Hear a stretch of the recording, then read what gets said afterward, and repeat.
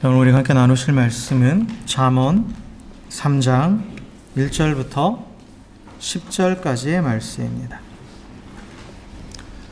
잠언 3장 1절부터 10절의 말씀, 한 절씩 교독합니다.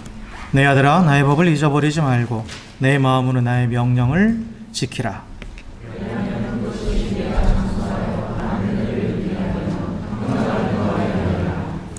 인자와 진리가 내게서 떠나지 말게 하고 그것을 내 목에 매며 내 마음판에 새기라.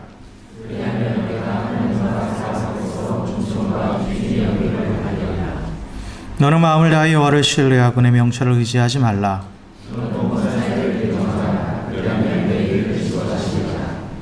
스스로 지혜롭게 여기지 말지어다. 여호와를 경외하며 악을 떠날지어다.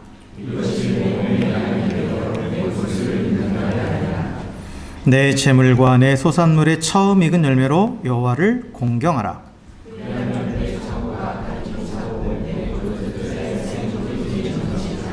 아멘, 아멘. 할렐루야, 할렐루야. 네, 우리 옆에 계신 분하고 이렇게 인사했으면 좋겠습니다.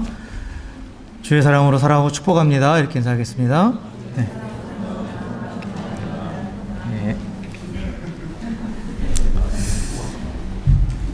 네, 지난 시간에 이어서 계속해서 이 잠언 3장 1절부터 10절까지의 말씀을 가지고 하나님께서 이 잠언을 통해서 우리에게 주시는 행복에 관한 지혜, 어떠한 인생이 진정한 행복한 인생이 될 수 있는가에 대한 부분들을 우리가 계속 살펴보기 원합니다. 그래서 사실 우리의 지혜로는, 또 인간의 지혜로는 진정 행복한 삶을 살아갈 수 없다라는 것을 우리가 지금 뼈저리게 느끼고 있죠.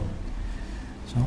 일시적인 만족을 가질 수는 있지만, 그러나 그것이 영원히 지속되지 않고 또 다른 결핍으로 인해서 괴로워하고, 또 그 결핍을 채우기 위해서 또 다투고, 그러는 가운데 또 분쟁이 일어나고, 그래서 또 결핍 가운데 처하게 되고, 이런 악순환이 계속해서 우리 인간 세상에서 일어나고 있습니다. 그래서 인간의 지혜로는 그걸 다 채워줄 수 없는 거예요.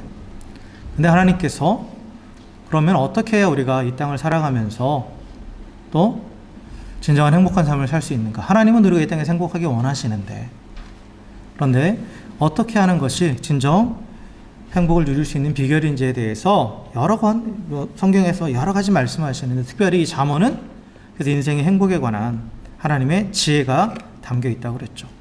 그래서 이 잠언의 말씀을 통해서 우리는 어떻게 하는 것이 진정 행복한 삶을 살아가는 방법인지 우리가 배우게 됩니다. 특별히 오늘 읽은 이 잠언 3장 1절에서 10절의 말씀은 5가지를 우리에게 제시하고 있죠.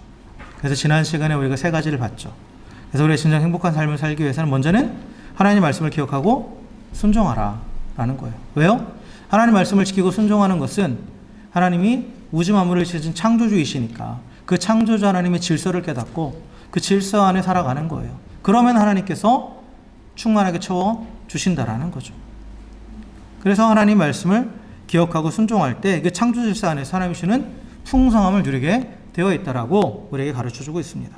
그리고 또한 두 번째로 하나님의 성품을 의지하며 살아라. 하나님의 성품, 인자와 진리, 즉 하나님의 사랑과 하나님의 신실하심을 항상 의지하라. 그래서 우리를 향해서 변함없이 사랑하신 하나님, 그리고 반드시 우리에게 주신 약속을 지키시는 그 하나님의 신실하심을 의지하며 살아갈 때 하나님은 우리 삶을 또 존귀하게 만들어 주신다. 그리고 계속 그 하나님을 바라보면서 우리가 또한 그 하나님의 사랑과 그 신실하심을 닮아가는 삶을 통해서 또한 사람들에게도 인정받는 삶을 살게 하신다라고 가르쳐주고 있습니다. 그리고 또 세 번째로는 하나님을 신뢰하고 범사에 그를 인정하라 라는 거죠. 그래서 하나님에 대한 확신을 가져라 이거예요. 확신을 가져라. 그리고 나의 한계를 인정하고 철저하게 하나님을 신뢰하면서 모든 인생을 하나님께 맡기라는 거죠. 그럼 하나님께서 약속하신 게 뭡니까? 우리의 길을 인도하신다. 인도하신다. 그래서 하나님께서 우리의 삶 가운데 계획하신 그 모든 선한 일들을 이루어가시는, 그래서 그 안에서 또한 풍성한 은혜와 평강을 누리게 하시는 그런 진정 행복한 삶을 살게 된다라는 거죠. 그리고 계속해서 오늘 이제 네 번째로 우리가 봐야 될 게 뭐냐면, 스스로 지혜롭게 여기지 말고, 오늘 7절에 보니까 스스로 지혜롭게 여기지 말고 여호와를 경외하며 악에서 떠나라 라고 되어 있죠. 그렇죠? 스스로 지혜롭게 여기지 말라라는 거. 이건 뭐냐면 스스로 지혜롭게 여기다라는 걸 문자적으로, 이게 원어적으로 내 눈으로 지혜롭게 되지 말라라는 거. 이게 뭐냐면 네가 보고 듣는 것으로 또 네 생각으로 함부로 판단하지 말고 선택하지 말라 이거예요. 그러니까 지혜라는 것을 우리가 말할 때, 지혜라는 것은 사실 올바른 분별력과 판단력이라고 할 수가 있어요. 그죠? 상황들을, 어떤 상황들, 어떤 사건들을 우리가 만났을 때 그때 이것이 왜 일어나는지 그 원인과 그리고 그 목적을 잘 분별해내는, 그리고 또한 그래서 그 최상의 목적을 성취하기 위해서 우리가 어떠한 일을 해야 될지 선택하는, 판단하는, 그게 바로 지혜죠. 지혜입니다. 근데 세상에 또 참 많은 지혜자들이 있다고 해요. 그리고 스스로 자기를 잘 찾아가는 사람들 똑똑하다라고 그러죠. 그런데 성경은 그렇게 말하지 않아요.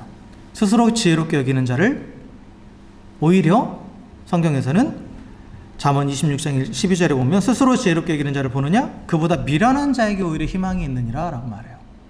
그리고 이사야서 5장 21절에 보면 스스로 지혜롭다 하면 스스로 영찰하다 하는 자들은 화 있을진저 라고 말합니다. 내 눈에 보이는 대로, 또한 내 경험과 내가 알고 있는 것들을 가지고 함부로 판단하고 또 선택하는 그 삶이, 그것이 진정 지혜로운 삶이 아니라는 거예요. 아니라는 겁니다. 사실 우리는 나름대로의 자기 확신을 가지고 살아가죠. 내 삶에 여기 지금까지 살아왔던 경험들이 있고 나름대로 정말 축적되어 있는 지혜라고 말할 수 있는 그런 것들이 있어요. 그런데 사실 이 자기 확신이 가득한 사람일수록 주변의 소리를 듣지 않죠. 무엇보다도 하나님의 소리를 듣지 않아요. 하나님의 말씀을 듣지 않아요. 맞죠? 그리고 내 생각에 옳은 대로 판단하고 생각에 옳은 대로 행동을 합니다. 그럼으로써 뭐를 이루려 하냐면 내 뜻을 이 땅에서 이루려 해요. 내 뜻을 이 땅에서 이루려 합니다. 그런데 성경은 하나님의 뜻을 이루는 것이 아닌 내 생각과 내 뜻대로 이루는 것을 악이라고 표현합니다. 악. 그래서 인간은, 죄를 지은 인간은 본질적으로 하나님을 대적하는 방향으로 나아갈 수밖에 없기 때문에, 그래서 내 눈에 좋은 대로, 내 생각대로, 또 내 육신의 욕심을 따라서 선택하고 행동하는 그 모든 것들은 결국은 악이에요. 악이라는 건 하나님을 등지는 거예요. 하나님을 등지는 겁니다. 도덕적으로 그 악한 행동만을 말하는 게 아니라 하나님을 등지는 그 모든 것들을 다 악이라고 말합니다. 그래서 이 자기 확신, 내 지혜를 의지하면서 스스로 지혜롭다 생각하면서 내 눈에 좋은 대로 판단하고 선택하는 그 모든 것들은 결국은 망하는 길이다 라고 성경은 우리에게 가르쳐 줍니다. 그래서 이렇게 자기 확신대로 살아가는 사람, 스스로 지혜롭게 여기는 사람은 결국은 하나님께 불순종하게 돼 있어요. 내가 옳으니까. 근데 또 하나님께 불순종한다라는 것은 뭐가 전제가 됩니까? 하나님을 향해 내가 판단하는 거예요. 그렇잖아요. 내 생각과 하나님의 뜻이 충돌할 때 판단을 내리는 거죠. 그래서 순종한다라는 건 뭐예요? 내 생각을 내려놓고 하나님의 뜻을 따라간다라는 거예요. 하나님의 뜻이 맞다라 이거죠. 하나님의 말씀이 맞다 이거죠. 근데 불순종한다라는 건 뭐예요? 하나님의 생각을 버리고 내 생각을 쫓아가는 거예요. 그건 뭐예요? 하나님이 틀렸다라는 거죠. 그럼 여기 뭐가 전제가 되어 있어요? 하나님에 대한 판단이 전제가 되어 있죠.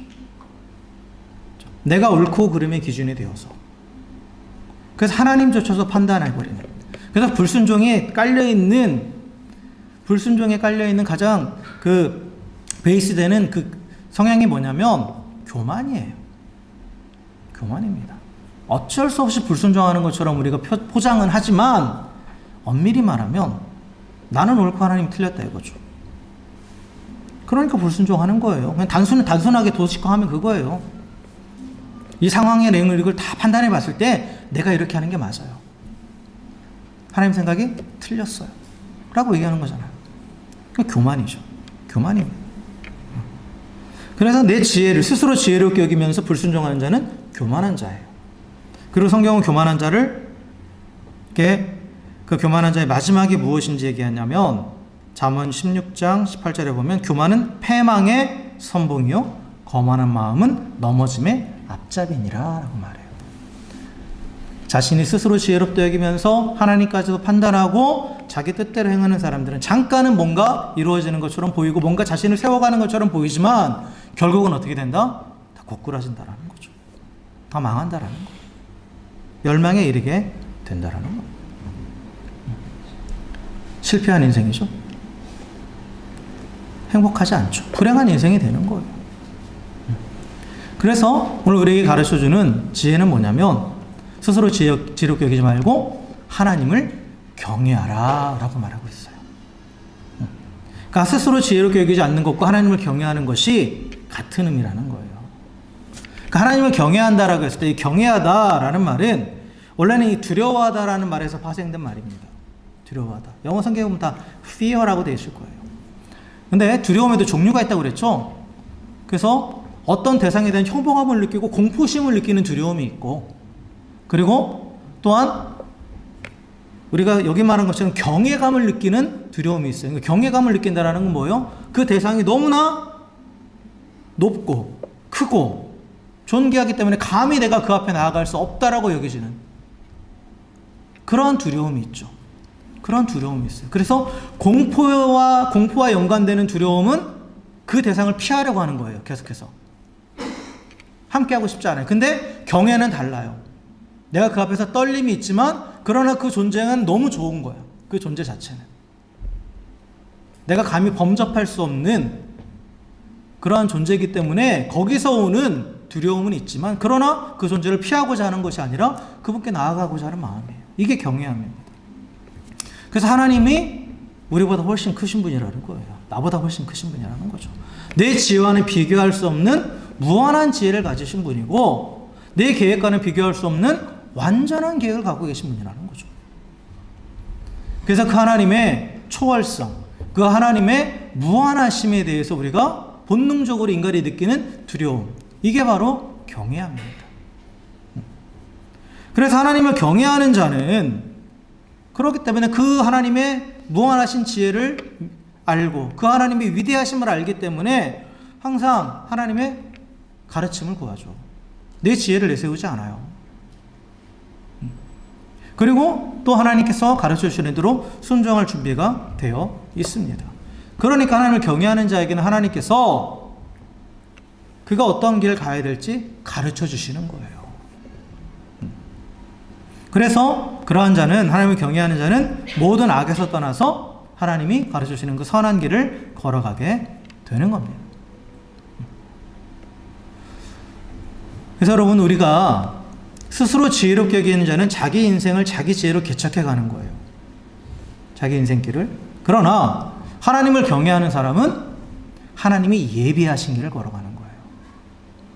하나님의 지혜로, 그리고 우리를 향하신 크고 놀라운 그 사랑으로 하나님께서 예비하신 선한 길이 내 인생 가운데 있다라는 거죠. 그것을 확신하면 그 길을 따라가는 거예요. 그래서 여러분, 세상은 우리의 힘으로 자신의 인생을 개척하라고 말해요. 그러나 성경은 하나님의 예비하신 길을 걸어가라고 그래요. 우리들 한 사람 한 사람의 인생길을 하나님 다 예비해 놓으셨다라는 거예요. 그 예비하심이 있다라는 것은 그 예비하신 그 인생길에는 뭐가 있느냐? 하나님의 보호하심과 하나님의 공급하심이 있어요. 그러니까 하나님이 준비해 놓으신 길이니까. 그 길을 걸어갈 때 때로는 위험한 상황에 처하기도 해요. 그러니까 하나님이 예비하신 길을 걸어간다는 게 항상 편안한 길을 가는 게 아니에요. 이스라엘이 광야길을 갈 때 하나님께서 가나안 땅으로 이끌어 가실 때 광야를 행진하잖아요. 그 광야길이 절대 편한 길이 아니에요. 그런데 하나님이 예비하신 길이었어요. 그러니까 거기에 뭐가 있어요? 하나님의 보호하심이 있고 또 하나님의 공급하심이 있었잖아요. 그러니까 하나님이 예비하신 길은 편안한 길이 절대 아닙니다. 오해하지 마세요. 그러나 하나님의 보호하심과 공급하심이 있는 길이에요. 그래서 평안한 길이에요. 평안한 길입니다. 근데 내 지혜로 내 인생을 개척하는 사람은 항상 불안하죠. 잠깐은 내가 자신감을 가지고 내 인생을 개척해 나갈 수 있어요. 그러나 우리는 당장 눈앞에 어떤 일이 벌어질지 몰라요. 그렇죠? 우리는 당장 10분 뒤에도 무슨 일이 벌어질지 몰라요. 1시간 뒤에, 내일이라는 시간 무슨 일이 벌어질지 몰라요. 물론 우리는 나름대로 계획을 하고 나름대로 또 삶의 사이클이 있으니까 당연히 그런 일들이 있을 거라고 우리는 생각을 하지만 어느 누구도 보장 못해요. 그렇잖아요. 죄송한 얘기지만 우리 모두가 다 내일 아침에 눈을 뜰 수 있으라는 보장은 없어요. 보장할 수 없는 거예요. 어느 누구도 보장할 수 없는 거예요. 당연히 뜨겠다고 생각을 하지만, 그러니까 내 지혜로 인생을 개척해서 살아가는 것은 뭔가 좀 멋있어 보이고 뭔가 자주적인 것처럼 보이고 독립적인 것처럼 보이지만 실상은 항상 불안할 수밖에 없죠. 그리고 항상 상황과 환경에 매이는 거예요. 오히려 그게 더 독립적이지 못하죠. 상황에 매이고 환경에 매이고 또 사람에 매이고 여러 가지 것들에 치일 수밖에 없어요. 그러니까 내 지혜를 의지하면 스스로 개척하는 인생이 절대로 자립되는 인생이 아니라는 거죠. 오히려 더 매이고 오히려 더 궁핍하고 오히려 더 힘든 인생이 되는 거예요. 하나님을 의지하고 또 하나님이 예비하신 길을 걸어가는 것이 어떻게 보면 나약해 보인다고 생각하지만 그러나 그건 절대 나약한 길이 아니죠. 내가 할 수 없는 것, 내가 내 인생을 주장할 수 없는 것, 내 인생을 내 마음대로 할 수 없는 것을 인정하는 거고, 그런데 그걸 하실 수 있는 분이 내 인생을 책임지신다라는 거니까. 그러니까 그건 확실한 길이죠. 가장 확실한 길이에요. 그래서 그 길을 걸어가는 것 가운데는 평안함이 있어요. 그리고 오히려 자유로워요. 상황과 환경에 매이지 않아요. 왜요? 하나님께서 그 모든 것들을 다 동원하셔서 결국은 예비하신 선을 삶 가운데서 이루실 것이기 때문에. 그러니까 내 지혜를 의지하지 않고 여호와를 경외하는 자는 여기 보면 그 삶에 그렇게 여호와를 경외하는 삶을 살아가는 것이 몸에 양약이 되고 골수가 윤택해진다라고 말하죠. 그 삶이 더욱더 풍성해지고 날마다 하나님의 회복과 치유의 역사가 일어난다라는 거예요. 몸에 양약이 된다라는 것은, 양약이라는 건 좋은 약이에요. 좋은 약은 뭐예요? 몸을 건강하게 만들잖아요. 건강하게 만들어요. 그래서 사실 오늘날 이것을 뭐 영적인 의미뿐만 아니라 육적인 의미도 우리가 집어넣어 보면 건강의 가장 큰 적은 뭡니까? 육신의 건강의 가장 큰 적은 뭐예요? 스트레스예요. 스트레스죠. 스트레스 때문에 폭식도 하고, 스트레스 때문에 여러 가지 막 또 삶에 있어서 또 사이클도 깨지고, 그리고 정신적으로 엄청나게 짓눌려서 결국은 뭐 다 그런 얘기 했잖아요. 암의 가장 큰 발병 원인은 스트레스라고. 근데 왜 스트레스를 받아요? 불확실한 미래 때문에 그래요. 내 현실에 대해 불만족하고, 그리고 당장 내 삶 가운데에 어떤 일들이 일어날지 모르는 그 불확실함 때문에, 불안함 때문에 스트레스를 받는 거죠. 그러니까 내가 불안하니까 다른 사람들이 뭔가 나에게 하는 것들에 예민하게 반응하고, 그것도 스트레스가 되는 거고, 옆에 있는 사람 봐도 스트레스가 되고, 이 사람이 숨만 쉬는 것도 스트레스 되고, 내 앞에 뭔가 안정감이 없으니까. 근데 하나님을 경외하는 자는 하나님이 그 삶을 책임지시는 거예요. 내가 발버둥 치지 않아도 하나님께서 그 삶을 이끌어 가신다라는 거죠. 삶에 대한 확신이 생기는 거예요. 그러니까 이 정신적으로도 회복이 되는 거죠. 치유가 일어나는 거예요. 그러니까 하나님을 경외하는 것이 우리 몸의 양약이라는 말이 그런 의도예요. 그런 의미입니다. 그리고 골수가 윤택하게 된다. 이 골수라는 것은 뼈예요, 뼈. 근데 성경에서 뼈는 뭘 의미하냐면 이 몸의 가장 안쪽에 있는 게 뼈잖아요. 물론 뭐 장기들도 있지만, 그러나 이 근육들이 있고 그 안에 가장 중심에 있는 게 뼈잖아요. 그러니까 이 몸 내부까지 전체적으로 골수가 윤택하게 된다는 건 속과 겉이 모두 다 풍성하게 풍요롭게 된다라는 거예요. 겉만 번지르르 한 게 아니라, 겉만 번지르르 하고 속은 막 썩어 들어가는 사람들이 있잖아요. 그게 아니라 속이 윤택하다는 건 겉도 당연히 윤택한 거예요. 그 하나님을 경외하는 자의 삶은 결국 이 하나님께서 보호하시고 공급하시고 인도하시기 때문에 그 영역간에 강건해지고 그 풍성한 은혜를 누리는 평안함을 누리게 된다라는 거죠. 그걸 얘기하고 있는 거예요. 그래서 스스로 지혜롭게 여기면서 높아지는 교만은 자신을 괴롭히고 궁핍에 처하게 합니다. 계속해서 불확실한 미래에 대해서 그걸 준비하느라 에너지를 다 소모하고 자신의 삶을 개척하느라 이리저리 치이고 상황 강행에 지배당하고, 그러나 겸손히 하나님을 경외하는 사람은 여기까지 강건함과 평안함을 누리게 된다라는 거예요. 하나님께서 그 삶을 책임지시니까 오히려 더 자유롭고 더 풍성한 삶을 누릴 수 있다라는 거죠. 바울이 그랬잖아요. 바울이 그런 말 했잖아요. 나는 자족하는 법을 배웠다라고 하잖아요. 자족한다는 건 상관관계에 매이지 않는다라는 거예요. 왜요? 하나님 안에 있기 때문에. 하나님 안에. 그러니까 내가 이만큼 있는 거 요거 만족한다 이게 아니라 상관관계에 매이지 않는 거예요. 많이 가졌든 적게 가졌든 거기에 매이지 않는다라는 거죠. 그게 자유예요. 그게 자유입니다. 그래서 하나님을 의지하면 뭔가 자유를 잃어버리는 것 같이 생각하는데 그게 아니라 전적으로 하나님을 신뢰하고 의지하면 오히려 더 자유롭게 되는 거예요. 더 자유롭게 됩니다. 더 풍성한 은혜를 누리게 되는 거예요. 그래서 그걸 오늘 성경은 말씀하고 싶다. 교만하지 말아라. 내 지혜를 의지한다는 건 교만하다라는 거예요. 교만하지 말고 겸손히 하나님을 의지하라. 그러면 네 삶이 하나님의 회복과 치유를 맛보면서 윤택하게 될 것이다. 이게 행복이죠. 이게 행복이에요. 그것을 우리에게 약속하고 있습니다. 그리고 마지막으로 오늘 9절과 10절에 보면 우리가 진정 행복한 삶을 살아가기 위해서 하나님께서 주시는 지혜는 뭐냐? 여호와를 공경하라 이거예요. 하나님을 공경하라. 내 재물과 내 소산물이 처음 익은 열매로 여호와를 공경하라. 그러면 하나님께서 풍성하게 채워주신다.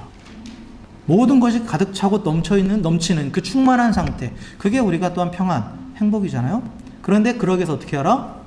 재물과 소산물이 처음 익은 열매로 여호와를 공경하라 라고 되어 있어요. 여호와를 공경하라 라고 했어요. 공경하다 라는 이 말은 히브리어로 이제 카베드라는 말인데 이거는 무게를 재다, 무겁다라는 뜻을 가지고 있습니다. 그래서 누군가를 공경하다 라고 했을 때 이 사람에 대해서 우리가 어떤 평가를 내리죠. 그래서 이 사람이 가치가 있다라는 거예요. 가치를 좀 무겁게 매기는 거죠. 무겁게 매기는 거예요. 그래서 어떻게 보면 좀 더 중요시한다라는 거죠. 중요시한다라는 거. 공경하다라는 것은 존중하고 그리고 그 사람의 가치를 인정한다라는 거예요. 가장 가치 있는 존재로. 그런데 하나님을 공경한다고 했을 때도 마찬가지예요. 하나님을 중요시하고 하나님이 가치 있는 분이라고 그렇게 여기는 건데 그런데 그게 어떻게 공경하라? 재물과 처음 익은 수산으로. 말로만이 아니에요. 여호와를 공경하는 것을 말로만이라고 표현하지 않았어요. 재물과 처음 익은 소산으로 공경하라고 되어 있죠. 구체적인 삶의 행동으로 드러나야 돼요. 그래서 재물을 가지고 여호와를 공경하라 라고 했을 때 이 말씀이 이제 막 탁 걸리는 분도 있을 수 있어요. 근데 재물을 가지고 여호와를 공경하라고 했을 때 이 말은 어떤 의미냐면 교회 가서 뭐 전 재산을 다 바쳐라? 뭐 목사에게 또 뭐 교주에게 다 갖다 바쳐라? 그런 의미가 아니에요. 성경에서 재물을 가지고 하나님을 공경하라고 했을 때 가지고 있는 의미는 뭐냐? 재물을 가지고 가난한 자들을 돌보라는 거예요. 그게 하나님을 공경하는 겁니다. 재물을 가지고. 그래서 신구약을 관통하는 재물관은 그거예요. 우리는 재물을 관리하는 청직입니다. 모든 재물은 하나님 거예요. 하나님 거예요. 하나님이 우리에게 관리하라고 맡겨주신 겁니다. 그러니까 스튜어드십이라고 그러죠. 청지기 의식.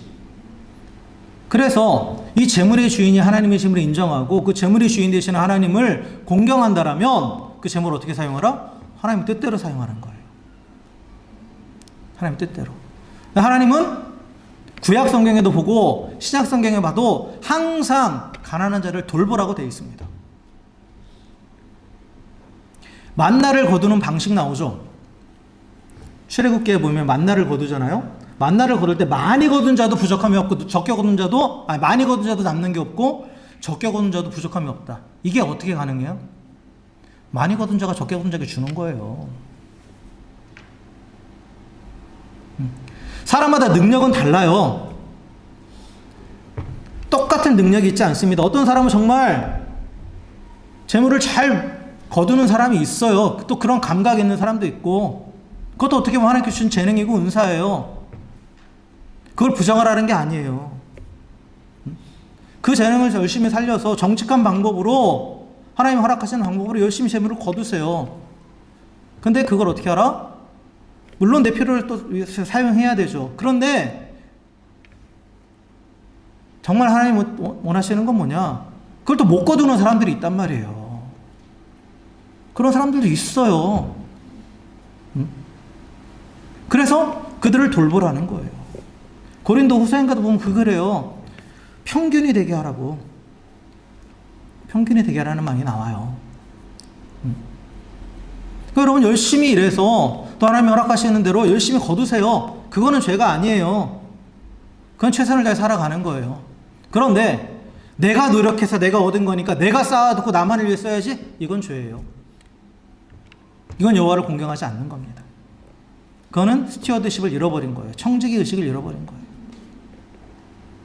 물론 청지기도 또한 살아갈 수 있도록 자신에게 필요한 것들은 또 그걸 가지고 사용해야 되죠. 마찬가지 우리도 이 땅을 살아가는데 필요한 것들, 하나님이 주신 것들을 가지고 쓰면서 살아가는 거예요. 그런데 넘치도록 주신 것에 대해서는 흘려보내야 되는 거죠. 이게 하나님의 뜻이에요. 그리고 그 하나님의 뜻대로 재물을 사용하는 것이 하나님을 공경하는 겁니다.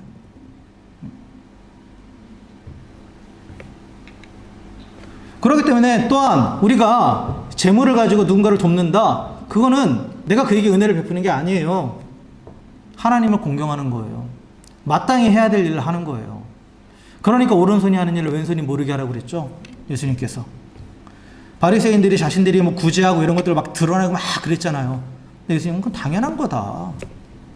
하나님께서 넘치도록 재물을 주신 이유는 그렇게 하라고 주신 건지, 그걸 가지고 스스로를 뭔가 된 것처럼 그렇게 여기지 말아라 라고 분명히 말씀하셨죠.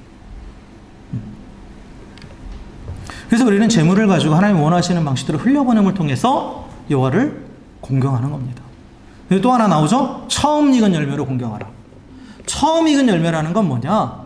내게 최고의 가치가 있는 거예요. 쓰고 남는 게 아니라 처음 것을 드리는 겁니다.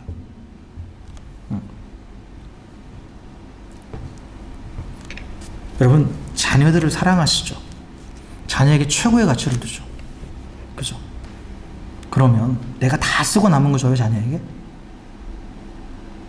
내가 못 쓰더라도 자녀를 위해서 가장 먼저 띄워놓고 자녀들에게 가장 좋은 것을 주고, 그리고 내가 나머지를 쓰죠. 이게 처음 열매를 드리는 거예요. 똑같은 겁니다. 하나님을 공경한다고 했을 때 마찬가지. 내게 남는 걸 드리는 게 아니에요. 이게 꼭 물질만을 말하는 게 아니에요. 내게 남는 시간을 드리는 게 아니에요. 내게 남는 에너지를 드리는 게 아니에요. 먼저 하나님께 드리고 나머지를 내 삶 가운데 사용하는 거예요.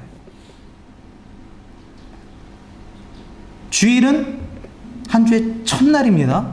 그것도 의미가 있어요. 왜 주일에 우리가 모여서 예배합니까? 한 주의 첫날을 하나님 앞에 모여서 하나님을 예배함으로 이 한 주가 다 하는 또 이 새로운 한 주의 시간을 허락하신 하나님께 감사하면서 또한 내가 한 주의 처음 시간을 하나님께 드린다. 첫날을. 이게 첫 열매를 드리는 거예요. 시간의 첫 열매도 그렇고요. 또 물질도 마찬가지고 에너지도 마찬가지고. 많은 사람들이 남는 걸 드리려고 그래요. 남는 걸. 남는 거 드리려고 하면 사실 아무것도 안 남아요. 안 남죠? 솔직히 나 쓸 것도 없어요.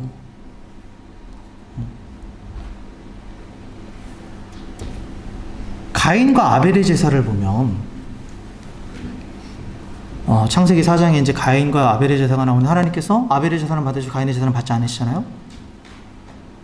그죠? 가인과 가인의 제물은 받지 않으시고 아벨과 아벨의 제물은 받으셨다 이렇게 되어 있어요. 정확한 표현은.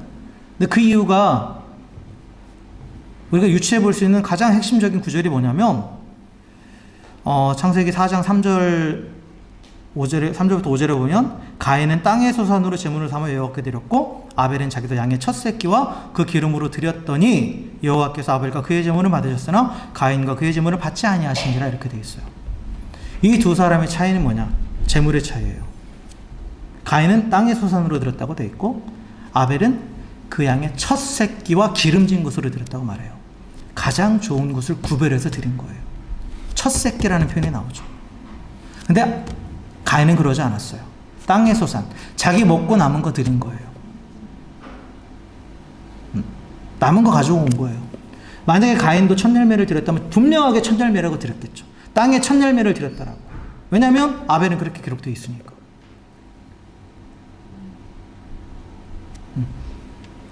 하나님을 공경하는 자와 공경하지 않는 자의 태도가 분명히 드러나죠. 그러니까 하나님은 하나님을 공경하지 않는 자의 예배는 받지 않으신 거예요. 형식적인 거니까. 그러나 첫 열매를 드림으로써 하나님을 공경하는 아벨 예배는 받으시는 거죠.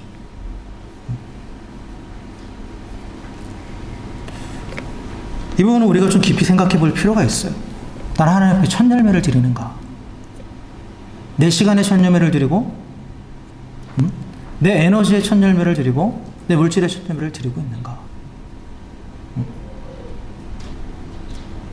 아니면 정말 가인처럼 그냥 다 쓰고 남은 거, 여유가 있을 때 그렇게 드리려 하고 있지 않은가? 많은 분들이 좀 안타까운 부분들이, 제가 항상 안타까운 건 그거예요. 저도 많이 느끼는 건데, 저도 요즘 들어 계속 생각하는 건데, 내가 하나님 헌신하고 봉사하는 것에 대해서 나 많이 지쳤다, 더 이상 못하겠다.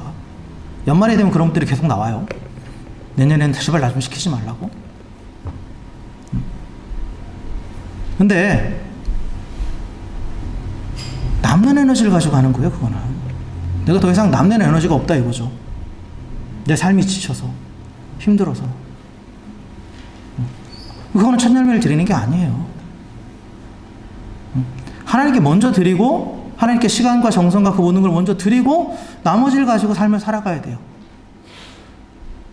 근데 하나님 주신 약속은 뭐예요? 그렇게 하면 더 넘치도록 부어주신다라는 거예요. 더 넘치도록. 오늘 약속이 그렇게 되어 있잖아요. 포도주 틀에 포도주가 넘치게 하신대요. 이거는 원어적으로 보면 넘쳐도 주체할 수 없다라는 거예요. 주체할 수 없다라는 겁니다. 내 창고를 채워주신다. 원어적으로 보면 꽉 차서 넘쳐 나온다라는 거예요. 왜 내가 헌신하는데도 이런 풍요를 못 누리느냐? 남는 걸로 하니까 그래요. 남는 걸로 하려고 하니까. 그게 아니에요. 먼저예요. 아까도 말씀드렸지만 여러분 소중한 가족을 위해서, 예전에 아버지를 공경하는 의미는 그거 있잖아요. 밥에서도 가장 좋은 거를 먼저 퍼놓잖아요. 그리고 나머지 그 식구들이 먹는 거잖아요. 그렇잖아요? 하나님을 향해 우리가 공경하는 그런 태도가 있을 때, 그때 하나님께서 더 부어주시는 거예요. 더 감당할 수 있도록. 물질도 그렇게 하나님 뜻대로 사용할 때 하나님이 더 넘치도록 부어주신다. 이거 뭐예요? 그만큼 또 더 그렇게 할 수 있도록 주신다는 거예요. 더 섬길 수 있도록. 첫 열매를 하나님께 드릴 때, 그렇게 나의 모든 것을, 가장 귀한 것을 하나님 앞에 헌신할 때 계속해서 그렇게 헌신하며 살아갈 수 있도록 더 부어주신다라는 거예요. 그렇게 소진시키는 게 아니라, 우리가 하나님 앞에 헌신하는 건 절대 소진되는 게 아니에요. 내가 이미 소진된 상태에서 하나님께 뭔가를 하려고 하니까 소진되는 거지.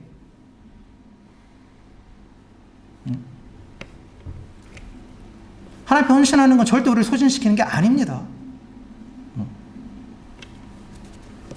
원인과 결과를 제대로 아셔야 돼요. 그래서 모든 것의 주인이신 하나님께 내 재물과 또한 내 삶, 헌신, 그 모든 것을 드림으로써 그것이 하나님의 것임을 우리가 고백하는 것이고, 근데 감사하게도 하나님은 그걸로만 끝나는 게 아니라 분명히 넘치도록 그 이상으로 계속해서 부어주신다라고요. 그게 행복이죠. 행복이에요. 그래서 하나님의 뜻을 따라서 계속해서 선한 일을 행하게 하시는 거예요. 그래서 제물로 가난한 자들을 돌보고, 또한 첫 열매로 하나님께 헌신함을 통해 사람을 공경하십시오.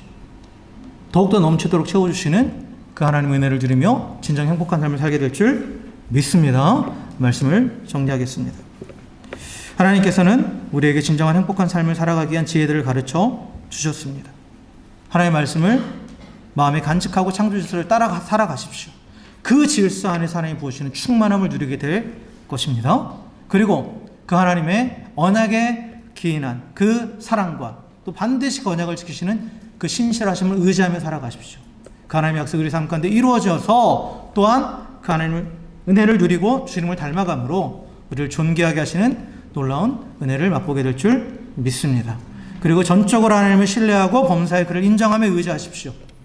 하나님께서 우리 가장 좋은 길을 보이시고 그 길로 인도하십니다. 그리고 스스로 지혜롭게 여기며 악을 행하지 말고 하나님을 경외하며 선을 행하십시오. 하나님이 그 삶을 책임지셔서 보호하시고 공급하심을 통해서 영육간에 강건케 하시고 윤택하게 하십니다. 또한 재물을 가지고 예수를 섬기고 또한 하나님 기꺼이 헌신함으로 첫 열매를 드림으로 하나님을 공경하십시오. 그 모든 것 이상으로 더욱더 우리가 주체할 수 없을 정도로 채워주시는 그 하나님의 은혜를 누리게 될 줄 믿습니다. 이 모든 것이 결국은 뭐냐? 진정한 행복의 비결은 하나님과 관계에 있다는 거예요. 세상은 행복의 비결 여러 가지를 말하죠. 많이 가질수록, 높아질수록, 권세를 가질수록 내 꿈을 이루면 행복해진다. 그러나 그것들은 다 한순간입니다. 성경이 우리에게 분명히 가르쳐주는 건 진정한 행복은 하나님과 관계 안에 있는 것이고 이렇게 순종하고 또한 하나님의 성품을 의지하고 또 하나님을 신뢰하고 또 하나님을 경외하고 하나님을 공경하며 살아가는 것이 잠깐의 행복이 아닌 영원한 행복, 일시적인 만족이 아닌 영원한 만족을 누리는 참된 비결을 우리에게 가르쳐주고 있습니다. 그리고 이렇게 살아갈 때 이것이 또한 하나님께 예배하는 삶이에요. 결국 하나님을 가장 존귀히 여기는 삶이잖아요. 예배라는 것이 최고의 가치를 하나님께 올려드리는 거예요. 이게 진정한 예배의 삶이고 결국은 예배를 통해서 하나님을 드러내는 삶, 하나님께 영광 돌리는 삶이죠. 또 하나님께 영광 돌리는 게 결국 우리 인생의 목적이잖아요. 내 인생의 목적이 이루어지는 게 뭐예요? 행복입니다. 그래서 오늘 잠언을 통해서 우리가 가르쳐주시는 이 하나님의 말씀에 절대적으로 순종함을 통해서 이 말씀을 또한 마음에 기억하고 이 말씀대로 살아감을 통해서 하나님이 우리에게 주시는 참된 행복을 누리고 또 하나님을 더욱더 영화롭게 하는 복된 삶이 되는 우리 모두가 되기를 다시 한번 주의 이름으로 간절히 축원합니다. 함께 기도하겠습니다.